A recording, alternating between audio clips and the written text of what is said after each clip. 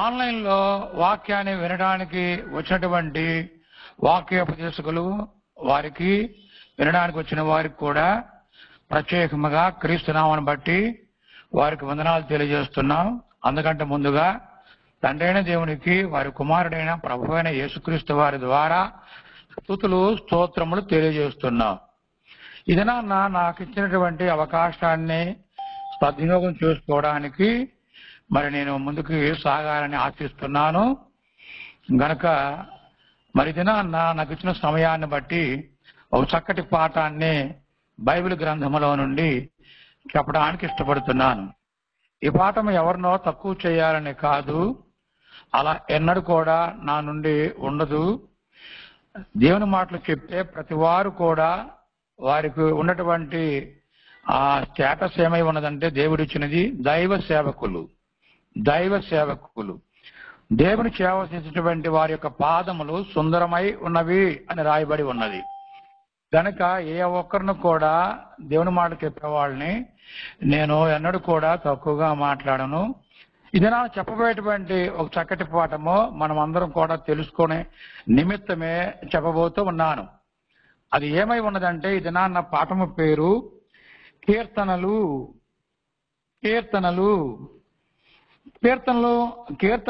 అనేటువంటివి మనకు బైబిల్ గ్రంథములో ఒక పుస్తకముగా 150 కీర్తనలతో అవి కనిపిస్తాయి మనకు. ఈ కీర్తనల గురించి చాలా సందర్భాలలో మన ఈ ఆన్లైన్లో కూడా చెప్పిన వారు లేకపోలేదు, చెప్పి ఉన్నారు. కానీ ఒకరొకరు జీవితాల గురించి, అనగా ఆ రచయితల గురించి, జీవితాల గురించి తెలిపి ఉన్నారు. ఈ దినానైతే నేను టోటల్గా అసలు కీర్తనలు ఎందుకున్నాయి, అవి ఎలాగూ రాయబడ్డాయి, దీనిలో ఉన్నటువంటి విశిష్టత ఏమిటి అని మొన్నొక విషయాలు మీకు చెప్పడానికి ఇష్టపడుతున్నాను. గనక నేను చెప్పేవన్నీ కూడా నేను కూడా మీలాగానే చదివి ఆ సాహిత్యాన్ని వంటబట్టించుకుని కొన్నిటి మాత్రమే మీ మధ్యకి తీసుకొచ్చి ఉన్నాను. ఇది ఉన్నటువంటి సమయంలోనే ఇవన్నీ మీకు చెప్పడానికి ఇష్టపడుతున్నాను. పాఠం వాస్తవానికి పెద్దదే కానీ అవన్నీ చదివినట్లయితే పెద్దదవుద్ది. ఆధారాలు కొన్ని చదువుకోకుండా చెప్పడానికి ఇష్టపడుతున్నాను, తక్కువ చేయటానికి నేటివిని. కీర్తనలు ఇవి మనకు 150 కీర్తనలు కనిపిస్తున్నాయి బైబిల్లో పాత మరి నిబంధన యందు. అసలు కీర్తనలు అంటే ఏమిటి, అర్థం ఏమిటి అని ప్రశ్న వచ్చినప్పుడు మరి పెద్దలు రాసినటువంటి రాతల్లో చూస్తే వాయిద్య సంగీతం మీద దేవుణ్ణి స్తుతిస్తూ పాడదగిన దాన్ని కీర్తన అంటారు. మరలా చెప్తున్నాను, వాయిద్య సంగీతము మీద దేవుణ్ణి గూర్చి స్తుతిస్తూ పాడదగిన దాన్ని కీర్తన అంటారు. ఇతర పుస్తకాల వలె ఇవి క్రమముగా, అనగా వరుసగా చదవలసిన అవసరత లేదు. ఈ 150 కీర్తనలు ప్రారంభము నుండి ప్రారంభ కీర్తన నుంచి బిగిన్ చేసి 150వ కీర్తన వరకు చదువుకుంటూ వరుస క్రమంలో వెళ్ళవలసిన అవసరం లేదు. ఏ కారణం చేత ఒక్కొక్క కీర్తన దానికి అదే సపరేట్ గా ఉంటుంది. ఒక కీర్తన మరొక కీర్తనకు లింక్ ఉండదు. ఈ కీర్తనలో ఉన్నటువంటి విషయములు రెండవ కీర్తనలోకి వస్తాయి అనుకోకూడదు. అలాగే ఆ 2 కీర్తనల విషయములు కూడదు. వీటికి అవే మనకి కావాల్సినటువంటి కీర్తనలు ఎక్కడైనా ఎప్పుడైనా చదువుకోవచ్చు. కానీ మిగిలిన పుస్తకాలు ఉన్నాయే, ఆది కాండము, నిర్గమకాండము, లేవియ కాండము, ఇలాగూ ప్రకటన గ్రంథం వరకు కూడా ఇవన్నీ కూడా క్రమంగా చదివితేనే ఆ స్టోరీలు అర్థమవుతాయి. అనగా 1వ అధ్యాయం ఆది కాండం 1వ అధ్యాయం తర్వాత 2వ అధ్యాయం చదవాలి, 2వ అధ్యాయం తర్వాత ఆ విధముగా వరుస పెట్టి అధ్యాయాల తర్వాత అధ్యాయాలు వెళ్ళాలి. ఎందుకంటే ఆ చరిత్ర అర్థం కాదు. గనక వీటికి అలాగ లేదు. గనక దేవుణ్ణి ఆరాధించేటువంటి సమయాల్లో పాడదగిన కీర్తనని కూడా వీటికి పేరుంది. పాత నిబంధనలో కూడా కొందరు కీర్తనలు పాడుకున్నట్లుగా రాసిన ఆధారాలు ఉన్నాయి. అవి మనం చూద్దాం పాత నిబంధనలో. తర్వాత 150 కీర్తనలోకి వెళదాం. తర్వాత చూడండి, మనము ఆ నిర్గమాకాండములో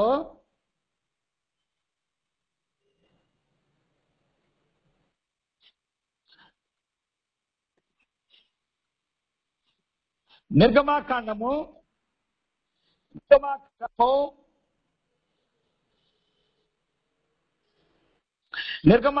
15వ అధ్యాయానికి వెళదాం. నిర్గమాకాండము 15వ అధ్యాయము 1వ వచనం చదువుదాం. నిర్గమాకాండము 15వ అధ్యాయం 1వ వచనం చదువుతున్నా. అప్పుడు మోషేయు ఇశ్రాయేలును యెహోవాను గూర్చి ఈ కీర్తన పాడిరి.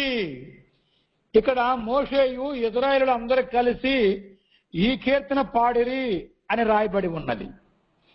గనుక ఈ కీర్తన ఎందుకు పాడుతున్నారు అన్నట్లయితే 14వ అధ్యాయం 30వ వచనంలో ఐగుప్తు వారందరిని కూడా ఆ ఎర్ర సముద్రంలో చనిపోతారు, వారి శవాలన్నీ తీరానికి కొట్టుకొస్తాయి. అవన్నీ చూస్తారు. ఐగుప్తులు వీరిని విడిచిపెట్టి వెనకాల పడ్డారు, చంపివేద్దామని చెప్పి దేవుడు వారిని ఎర్ర సముద్రంలో ముంచివేసి చంపివేశాడు. అవి కొద్ది దినాలకు పక్కకు కొట్టుకొచ్చాయి. ఆ శవాలను చూసిన తర్వాత విజయాన్ని అందుకున్నటువంటి ఇశ్రాయేలు ప్రజలు మోషేతో కలిసి ఒక కీర్తన రాసుకుని పాడినట్లుగా ఈ ఆధారం కనిపిస్తుంది. కనుక ఇక్కడ ఆధారం ఏమిటి? 15వ అధ్యాయము నిర్గమాకాండము 1 నుండి 19 వచనాల్లో వెళ్ళినట్లయితే ఇది విషయాలు కనిపిస్తున్నాయి. తొలి వచనాలు చదివాం మీకు ఆధారంగా. మరొక ఆధారం చూద్దాం. ఇది ద్వితీయోపదేశ కాండానికి వెళ్ళాలి. ద్వితీయోపదేశ కాండము 32వ అధ్యాయానికి వెళదాం. 32వ అధ్యాయము 1 నుండి 43 వచనాల్లో ఇది ఉంటుంది. ఇన్ని వచనాలు మనం చదవలేం కనుక 44, 45 చదువుదాం. 44, 45 ఏమన్నది? మోషేయు నూను కుమారుడైన యెహోషువాయు ఈ కీర్తన మాటలన్నీయు ప్రజలకు వివరించిరి. మరియు మోషే ఈ మాటలన్నీయు ఇశ్రాయేలు అందరితో చెప్పి చాలించి అని ఉంది ఇక్కడ. గనుక మోషే గారు సారథ్యములో మరి కీర్తనలో పాడుకున్నట్లుగా కనిపిస్తుంది. ఈ మోషే గారే కాదు, న్యాయాధిపతుల్లో కూడా ఒక ఆధారం కనిపిస్తుంది. న్యాయాధిపతులకు వెళ్ళినట్లయితే అది దెబోరా కీర్తన. న్యాయాధిపతులు 5వ అధ్యాయం ఉంటుంది. పూర్తిగా చదివితే దెబోరా కీర్తన అర్థమవుతుంది. అలాగే హన్నా కీర్తన కూడా ఉంది గ్రంథములో. ఇది మనకు 1వ సమూయేలు గ్రంథము 2వ అధ్యాయము 1వ వచనం నుండి 10వ వచనం వరకు చదివినట్లయితే హన్నా గారికి దేవుడు చేసినటువంటి మేలును బట్టి తన తొలి కుమారుడైనటువంటి సమూయేలు గారిని దైవ సన్నిధిలో అప్పగించేటువంటి కార్యములో అన్నా గారు దేవుణ్ణి కీర్తిస్తూ, కొనియాడుతూ, పొగుడుతూ, కృతజ్ఞత తెలియజేస్తూ బహుగా దేవుణ్ణి ఘనపరిచినటువంటి కీర్తన 1వ సమూయేలు 2వ అధ్యాయం 1 నుంచి 10 వచనాల్లో కనిపిస్తుంది. అలాగే కొత్త నిబంధనలో కూడా ఉన్నది. కొత్త నిబంధనలో కూడా ఏమున్నది అన్నట్లయితే కొత్త నిబంధనలో కూడా లోకాసు వార్త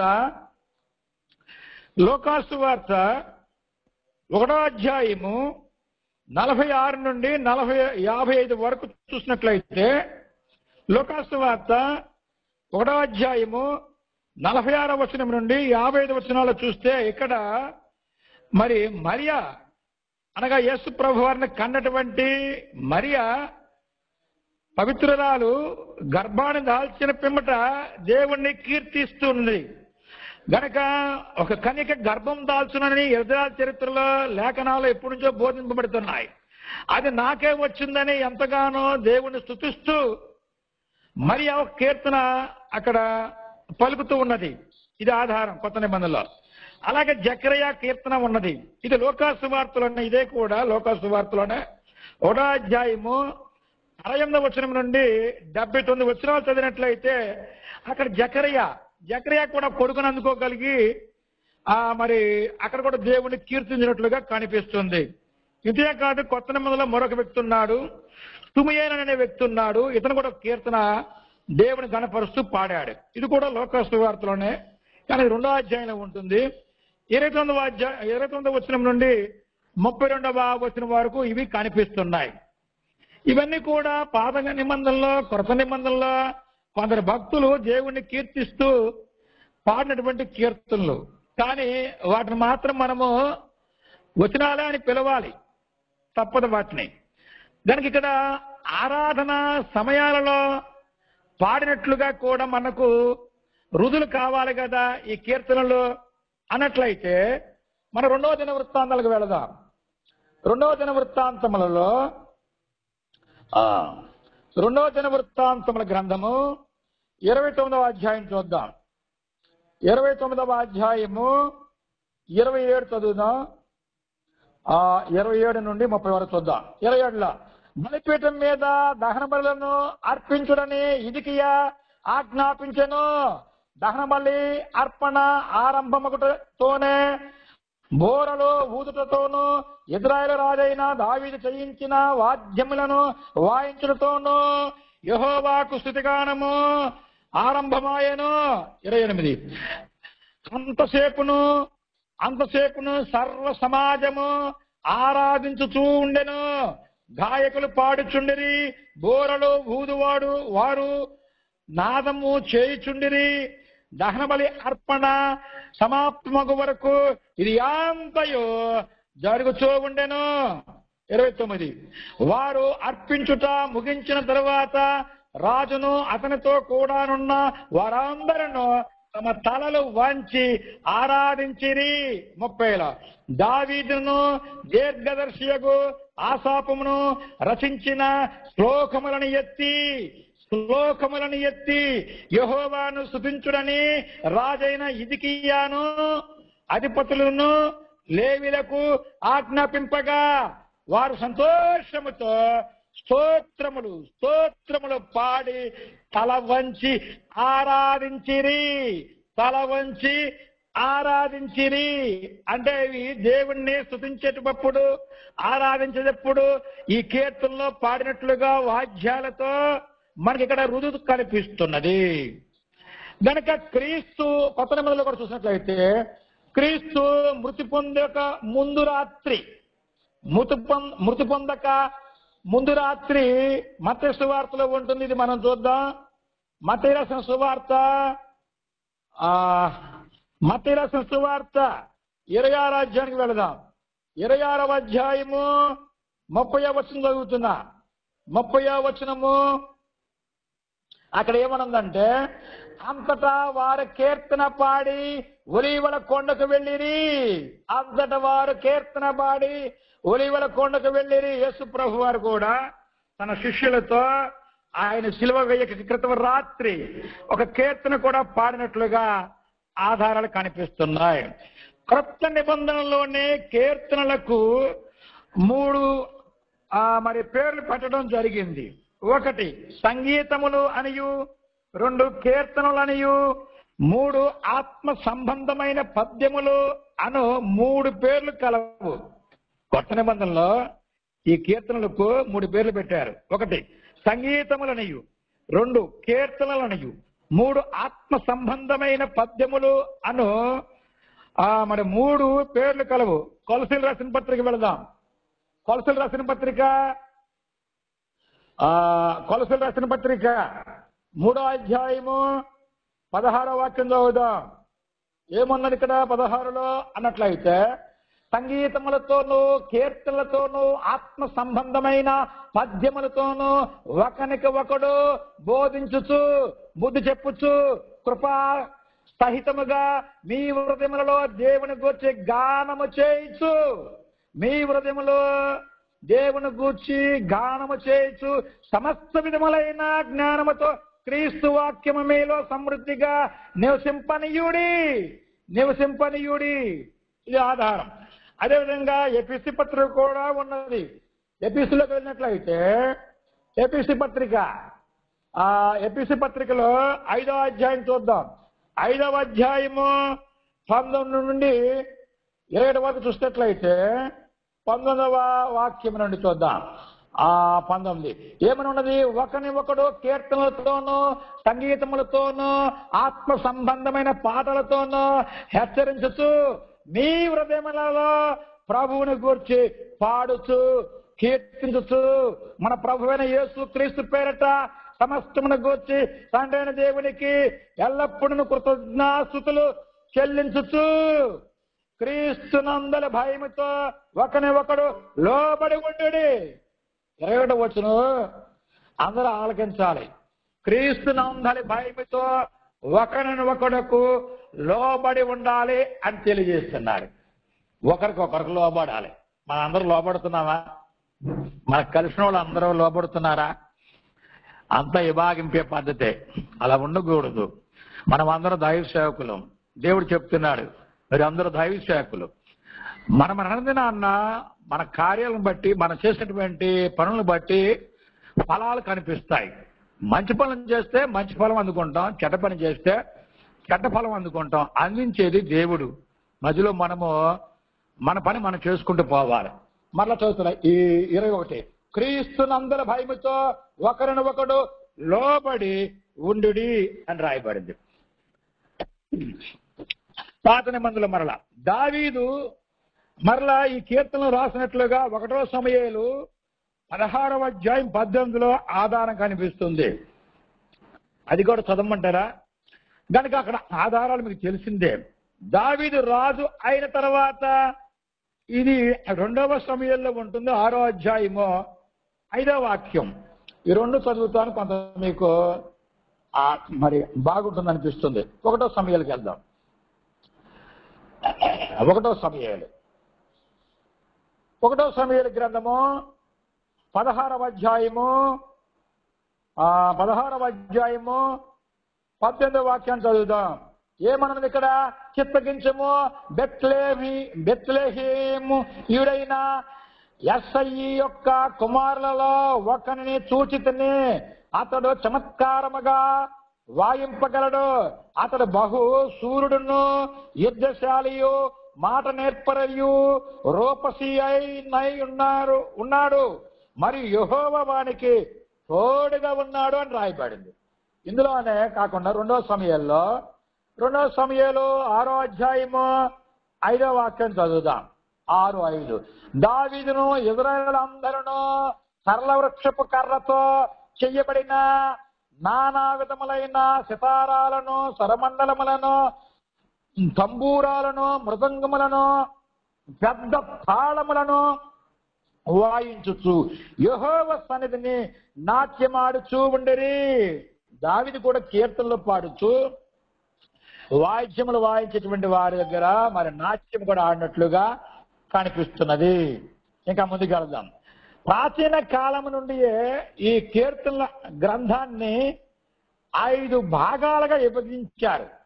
ప్రాచీన కాలం నుండి ఈ కీర్తనలన్నిటిని కూడా 5 స్కందములుగా అనగా భాగములుగా ఇంకా విభజించారని చెప్పడానికి పుస్తకాలుగా 5 పుస్తకాలుగా ఈ 150 కీర్తనలను విభాగించారు. మొదటి పుస్తకముగా 1వ కీర్తన నుండి 41వ కీర్తన వరకు ఇది 1వ పుస్తకముగా ఉండేది. 2వ పుస్తకము 42వ కీర్తన నుండి 72వ కీర్తన వరకు 2వ పుస్తకంగా ఉంది. 3వ పుస్తకము 73వ కీర్తన నుండి 89వ కీర్తన వరకు అది 3వ పుస్తకంగా ఉంది. 4వ పుస్తకము 90వ కీర్తన నుండి 106వ కీర్తన వరకు 4వ పుస్తకముగా ఉన్నది.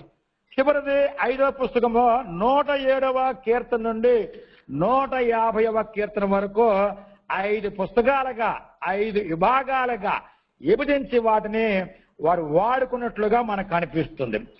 అసలు ఈ కీర్తనలు తమ్మును అనగా కీర్తన రాసిన వారి యొక్క మనోభావాలను, అనుభవాలను తెలియజేస్తున్నాయి. ఈ కీర్తనలో తమ్మునంటే కీర్తన. ఈ కీర్తన రాసినటువంటి వారి యొక్క మనోభావాలు, వారి యొక్క మరి అనుభవాలు, వారి యొక్క బాధలు, ఇబ్బందులు ఇవన్నీ కూడా అందులో తెలపబడతాయి. ఇందులో అనగా కీర్తనలు 1 కొన్ని ప్రార్థనలు ఉన్నాయి, 2 కొన్ని కృతజ్ఞతాస్తుతులు చెల్లించుకున్నాయి ఉన్నాయి, 3 కొన్ని స్తోత్ర గానములై ఉన్నాయి. 4 తమ కోరికలు ఉన్నాయి. 5 తమ యొక్క అవసరాలను కూడా తెలియజేసేటువంటివి కూడా ఇందులో కనిపిస్తున్నాయి.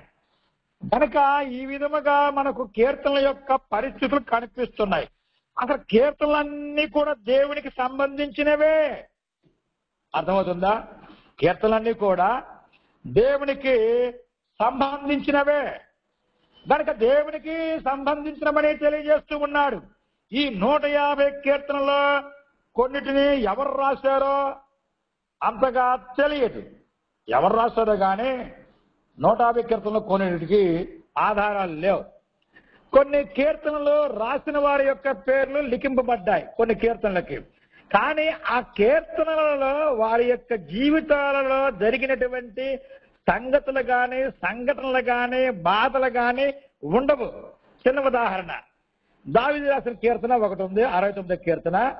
69 కీర్తన అంతా చదువుతుంటే ఆ చరణాలలో దావీదు బ్రతుకు అందులో కనిపించదు, మరొకరిది కనిపిస్తుంది. ఎవరిది అన్నట్లయితే ఇర్మియానో లేక మరొక వ్యక్తి యొక్క బ్రతుకు అందులో కనిపిస్తుంది. కానీ అక్కడ పైన ఏం రాయబడిందంటే అది దావీదు కీర్తన అని ఉన్నది. మనకు అనవసరం. ఎందుకంటే ఆ పెద్దలు ఆనాడు ఎన్నో చర్చలు సభలు నిర్వహించి చేసినటువంటి విధానం అది. మనం అలాగే ముందుకు పోవాలి. అలాగే 12 కీర్తనల పైన ఆసాపు రాసిన కీర్తనలని ఉన్నాయి. దావీదు నియమించినటువంటి సంగీత పాఠకులలో ఇతడు కూడా ఒకడు. ఇది మనకి ఎక్కడ ఉంటుందంటే 1వ దినవృత్తాంతానికి వెళదాం. 1వ దినవృత్తాంతము ప్రభువా 1వ దినవృత్తాంత గ్రంథము 16వ అధ్యాయానికి వెళదాం. 16వ అధ్యాయము 4-5 చదువుదాం. ఏమని ఇక్కడ, మరియు అతడు యెహోవా మందసము ఎదుట సేవ చేయుచు ఇశ్రాయేలు దేవుడైన యెహోవాను ప్రసిద్ధి చేయుటకును తర్వాత వందించుటకును ఆయనకు స్తోత్రములో చెల్లించుటకును లేవీలలో కొందరిని నియమించను. 5లో వారిలో ఆసాపు అధిపతి. కొందరిని గ్రూపుగా చేశారు. ఆ గ్రూపుకి నాయకుడు ఆసాపు. జకర్యా అతని తరువాత వాడు. ఇవన్నీ కూడా లిస్ట్ ఉంటుంది. కనుక మరొకటి కోరాహు కుమారులు అని వారి నిమిత్తము కూడా 12 కీర్తనలో ఉన్నట్లుగా గ్రంథం తెలియజేస్తుంది. అలాగే సొలొమోను కాలంలో ద్వారపాలకులుగా ఉన్నట్లుగా వీరి గురించి ఉన్నది. ఇది మనకి ఎక్కడ ఉంటుందంటే 1వ దినవృత్తాంతాలకు వెళ్లాల్సిందే. 1వ దినవృత్తాంతములు 26వ అధ్యాయానికి వెళదాం. 26వ అధ్యాయం చూసారా? 26వ అధ్యాయము 1వ వచనం చదువుతున్నాను. ఏముంది ఇక్కడ? ద్వారపాలకుల విభాగమును గూర్చినది. ఆసాపు కుమారులలో కోరే కుమారుడైన మెషెల్మియా కోరహు సంతతివాడు అని రాయబడింది. మరొక ఆధారం, వీరినే మరలా పాఠకులుగా కూడా తీసుకున్నారు. ఇది ఎక్కడుందంటే 2వ దినవృత్తాంతానికి వెళ్ళాలి. ప్రక్కనే 2వ దినవృత్తాంతాల్లో 20వ అధ్యాయానికి వెళదాం. 20వ అధ్యాయము ఆధారాలు ఇస్తున్నాను. 20వ అధ్యాయము 19వ వాక్యం చదువుదాం. 19వ వాక్యం ఏం తెలియజేస్తుంది? కాహాతీయుల సంతతి వారును కోరహేయుల సంతతి వారునకు లేవీలు నిలువబడి గొప్ప శబ్దముతో ఇశ్రాయేలు దేవుడైన యెహోవాను స్తుతించిరి అని రాయబడి. కనుక వీరు ద్వారపాలకులుగా ఉన్నారు, పాఠకులుగా కూడా కనిపిస్తున్నారు. ఈ కీర్తనలో ముఖ్యమైన విషయాలు కొన్ని ఉన్నాయి. ఈ 150 కీర్తనలో వాటిని అవి కూడా చూద్దాం. 7వ కీర్తన, 35వ కీర్తన, 69వ కీర్తన, 109వ కీర్తన, ఇవన్నీ కూడా ఈ 5 కీర్తనలు కూడా శాప కీర్తనలని పిలువబడ్డాయి. శాప కీర్తనలని. అదేవిధంగా రాజ్య సంబంధమైన కీర్తనలు కూడా ఉన్నాయి. అవి ఏమిటి? 2వ కీర్తన, 18వ కీర్తన, 20వ కీర్తన, 21వ కీర్తన, 45వ కీర్తన, 61వ కీర్తన, 72వ కీర్తన, 89వ కీర్తన, 110, 132 ఇవన్నీ కూడా రాజ్య సంబంధమైన కీర్తనలు. ఈ రాజ్య సంబంధమైన వాటిలో మన విభాగాలు ఉన్నాయి. ఆ రాజుల యొక్క వివాహాలు జరుగుతున్నప్పుడు ఆ యొక్క పాఠకులు, ఆ యొక్క గాయకులు, తర్వాత రచయితలు గొప్పగా పొగట్టారు. అందులో 47వ కీర్తన. ఇది ఎబ్రిలో కూడా ఎత్తి రాయడం జరిగింది. దీన్ని అపార్థం చేసుకున్నారు, అది వేరే విషయము. తర్వాత శ్రమ కీర్తనలు ఉన్నాయి. ఇవి 22వ కీర్తన, 35వ కీర్తన, 41వ కీర్తన, 50వ కీర్తన, 69వ కీర్తన, 109వ కీర్తన. ఇవి 6 కీర్తనలు కూడా శ్రమ కీర్తనలు రాయబడ్డాయి. మరి ఇంకోటి ఈ 150లో యాత్రా కీర్తనలనే రాయబడ్డాయి. ఇవి 120వ కీర్తన నుండి 134వ కీర్తన వరకు కనిపిస్తాయి. 120 నుండి 134 వరకు, అంటే 15 కీర్తనలు. ఈ 15 కీర్తనలు చాలా స్పెషల్. ఇవన్నీ కూడా ఇతర చరిత్రలో 3 రాజులు 40 సంవత్సరాలు 3 పని 120 సంవత్సరాలు పరిపాలన చేశారు ఉమ్మడి రాజ్యముగా. అప్పుడు ఎక్కడో దూర ప్రాంతం నుంచి ఫెస్టివల్స్ వచ్చేవాళ్ళు. 2 రోజులు 3 రోజులు 4 రోజులు 5 రోజులు పట్టేది ఆ కాలాన్ని, ఆ దూరాన్ని బట్టి. అప్పుడు వారు ప్రయాణంలో పాడుకుంటూ వచ్చేవాళ్ళు. అక్కడక్కడ ఆగుతూ అక్కడక్కడ వంటలు చేసుకుంటూ తింటూ పిల్ల పాపలతో వచ్చేవారు. ఆ దారి మధ్యలో వీరు పాడుకునే పాటలనే, కీర్తనల్ని దేవుని స్తుతిస్తూ పాడుకునే వాటిని ఆ యాత్రా కీర్తనలు అన్నారు. మరలా మందిరానికి చేరుకున్న తర్వాత 15 మెట్లు ఉంటాయి మందిరానికి. ఒక్కొక్క మెట్టు మీద ఈ 120వ కీర్తన నుండి 134వ కీర్తన వరకు ఒక్కొక్క కీర్తన పాడతాం, మరొక మెట్టు ఎక్కటం, మరొక మరి కీర్తన పాడిన తర్వాత మరొక మెట్టు ఎక్కటం. ఆ విధముగా 15వ మెట్టుకు వెళ్ళేటప్పటికి ఈ యాత్రా కీర్తనలో ముగింపబడతాయి. ఈ యాత్రా కీర్తనలో దావీదు కూడా రాశాడు. ఈయనేం రాశాడు అంటే 122వ కీర్తన, 124వ కీర్తన, 131వ కీర్తన, 133వ కీర్తన రాశాడు. ఈయన కుమారుడు కూడా యాత్రా కీర్తన ఒకటి రాశాడు, 127వ కీర్తన రాశాడు. ఇతగాడ మరొక కీర్తన 72 కూడా రాశాడు. ఇంకా తర్వాత ఈ 150 కీర్తనలో మరొకటి ఉంది, విశేషమైంది. అది 119వ కీర్తన. ఈ 119వ కీర్తనలో 176 శరణాలు ఉంటాయి. ఇది 176 శరణాలు ఎందుకు వచ్చాయనేది ఒక ప్రశ్న. ఈ ప్రశ్నకు సమాధానం ఏమేముందంటే యూబురు అక్షరాలు 22. యూబురు అక్షరాలు 22 అయితే తొలి అక్షరం రాస్తాడు. తొలి అక్షరం మీదే 8 శరణాలు రాస్తాడు సాహిత్యాన్ని, ఆ యూబురు సాహిత్యాన్ని. తర్వాత రెండో లెటర్, ఆ 8 శరణాలు అయిపోయిన తర్వాత రెండో ఆ అక్షరం పేరు రాస్తాడు, మరలా 8 శరణాలు రాస్తాడు. అలా తర్వాత మరలా 3 అక్షరాలు రాస్తాడు హీబ్రూలో, మళ్ళీ 8. అలాగే 22 × 8 ఎత్తవేస్తే 176 శరణాలు వస్తాయి. కనుక దీనికి ఉన్న ప్రత్యేకత ఇది. ఒక్కొక్క అక్షరానికి 8 శరణాలు చొప్పున ఈ కీర్తన లిఖింపబడి ఉన్నది. సంతలో మీకు అయిపోవచ్చింది. 150 కీర్తనల్లో 73 కీర్తనలు దావీదు పేరట ఉన్నాయి. ఎన్ని కీర్తనలు? 73 కీర్తనలు దావీదు పేరట ఉన్నాయి. ఇది మనకు కొంచెము ఆధారం కోసం ఒక చోటుకి వెళ్ళొద్దాం. 2వ సమయాలకు వెళ్ళిపోదాం.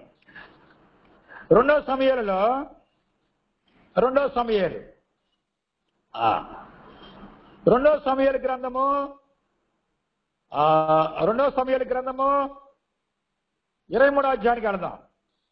23వ అధ్యాయము 1వ వాక్యం చదువుదాం. ఏమన్నది ఇక్కడ 1వ వాక్యం? దావీదు రచించిన చివరి మాటలు ఇవే. యెష్షై కుమారుడకు దావీదు పలికిన దేవోక్తి ఇదే. యాకోబు దేవుని చేత అభిషక్తుడై మహాధిపత్యము నొందినవాడును ఇశ్రాయేలుల స్తోత్ర గీతములను మధురగానము చేసిన గాయకుడునకు దావీదు పలికిన దేవోక్తిదే. 73 కీర్తనలు ఈయన రచించి అనేక సందర్భాలలో పాడినట్లుగా మనకు కనిపిస్తాయి ఆధారాలు. ఇది ఆధారం. అనసాపు పేరట కూడా 12 కీర్తనలు ఉన్నట్లుగా ఇక్కడ తెలియజేస్తున్నాయి.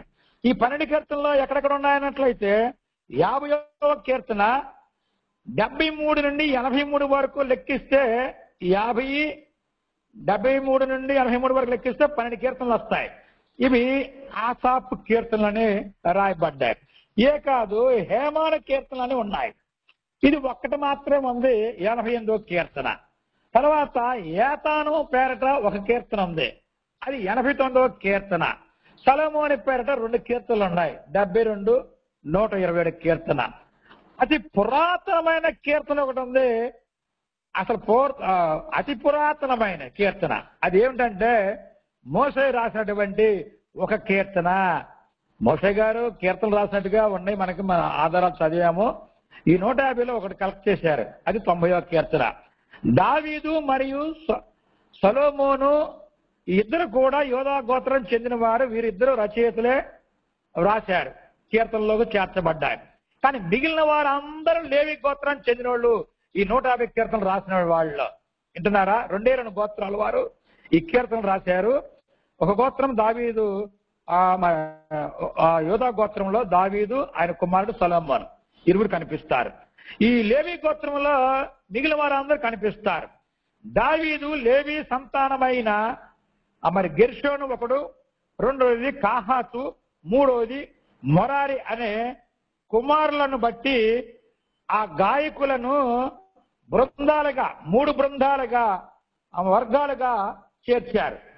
ఒకటి ఏమిటంటే గెర్షోనీయులు ఆసాపు ఆధ్వర్యంలో, తర్వాత కాహాతీయులు హేమాను ఆధ్వర్యంలో, హేమాన్ అంటే కోరహు కుమారులో ఒకడెతడు, ఇతను ఆధ్వర్యంలో 2వ బృందము. 3వ బృందము మొరారీయులు, ఇతడు యాతాను అనగా ఎదుగుతాను ఆధ్వర్యంలో ఉండేవారు. ఇవన్నీ కూడా ఆధారాలు ఉన్నాయి, చదివితే లిస్ట్ అవుద్ది. ఆధారాలు చెప్తున్నాను నోటితో. ఇది ఎక్కడెక్కడ మనకు కనిపిస్తాయంటే ఆ దినవృత్తాంతర గ్రంథములో 6వ అధ్యాయం 1వ వచనము 31 నుంచి 48, 15వ అధ్యాయం 19వ వచనం, 2వ దినవృత్తాంతంలో 5వ అధ్యాయం 12వ వచనంలో ఈ మనకు ఆధారాలు కనిపిస్తాయి. ఆసాపు ఒక ప్రవక్త అని కూడా రాయబడి ఉన్నది. ఇది ఎక్కడుందంటే మనకు 2వ దినవృత్తాంతములలో 29వ అధ్యాయము 30వ వచనంలో ఉంది. దావీదు కూడా, ఆయన కూడా ప్రవక్తే అని కూడా ఉన్నాయి. ఇవన్నీ కూడా క్లుప్తముగా చెప్పడం జరిగి ఉన్నది మీకు అందరికి కూడా. ఒక సంగతి ఏమిటంటే ఈ కీర్తనలో ఒకటి ఎవరికి అర్థం కానట్లుగా అనిపిస్తా ఉంటది. నాకు అర్థం కాదు అది, కానీ ఎక్కడికో పోయి చదివి వాటిని తీసుకురావడం జరిగింది. ఏమిటంటే ఒక పదం తెల అనేటువంటి పదం. అది తెల అంటే ఏమిటి ఇంతకు అనే ఒక ప్రశ్న. మీరు చాలాసార్లు చదివి ఉంటారు, అక్కడక్కడ కనిపిస్తూ ఉంటుంది తెల అనేటువంటి మాట. తెల అనేటువంటి పదము చాలా కీర్తనలో మనం చూస్తాం. తెల అంటే బహుశా సంగీత సూచనకు సంబంధించిన పదం కావచ్చును. దాని ఉద్దేశము సంగీతములో విరామము, లేక సంగీతాన్ని సున్నితముగా వాయించాలి అని స్వర సమ్మేళనము, లేక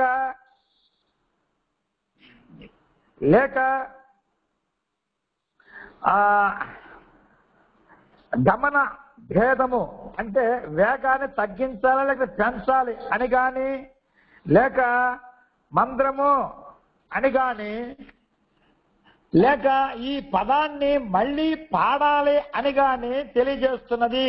ఉదాహరణకు 89వ కీర్తన 37వ శరణము, 45వ శరణము, 45వ శరణం కూడా కనిపిస్తుంది. ఉదాహరణ ముగిస్తున్నానిక ఈ కీర్తనలన్నీ కూడా చదివేవారు ఏం గమనించాలంటే, కీర్తనలు చదివేటప్పుడు అవి హీబ్రూ కవిత్వానికి సంబంధించినవి అని హీబ్రూ భాష కవిత్వానికి సంబంధించిన సంగతి మనసులో ఉంచుకోవాలి. ఈ కీర్తనలన్నీ చదివేటప్పుడు ఏమనుకోవాలంటే, ఇవన్నీ కూడా మరి పద్య కవిత్వానికి సంబంధించినవి. ఈ పద్య కవిత్వం కూడా ఏ భాషకు సంబంధించినది? హీబ్రూ భాషకు సంబంధించినది. కనుక ఈ కీర్తనలన్నీ కూడా చదివేటప్పుడు అవి పద్య కవిత్వానికి సంబంధించినవని, హీబ్రూ భాష కవిత్వానికి సంబంధించిన సంగతిని తెలుసుకొని మనం చదువుకోవాలి. దానికి ఇవన్నీ కూడా కీర్తనలు, శరణాలు ఉంటాయి. ఈ 150 కీర్తనలో మనము అధ్యాయాలు అనుకోకుండా కీర్తనే అనాలి. పెద్దలు అలా సమకూర్చారు. పెద్దలు మన ముందున్న పెద్దలు ఇచ్చినటువంటి మార్గాన్ని మనం ముందుకు కొనసాగించాలి. శరణాలు అనాలి. ఎందుకంటే ఏ కీర్తన అయినా ఆ కీర్తన ప్రత్యేకత ఆ కీర్తనకు ఉన్నది. కనుక స్టోరీ, ఇక్కడ కీర్తనలో స్టోరీలు ఏం కనిపించవు. మిగిలిన పుస్తకాల్లో స్టోరీలు ఉంటాయి కనుక క్రమముగా అధ్యాయం తర్వాత అధ్యాయం చదువుకుంటూ వెళితేనే అర్థమవుతాయి. ఈ విధముగా క్లుప్తముగా మీకు కొన్ని సంగతులు తెలియజెప్పి ఉన్నాను. అందరికీ వందనములు, దైవాశీస్సులు, చిన్న ప్రార్థన.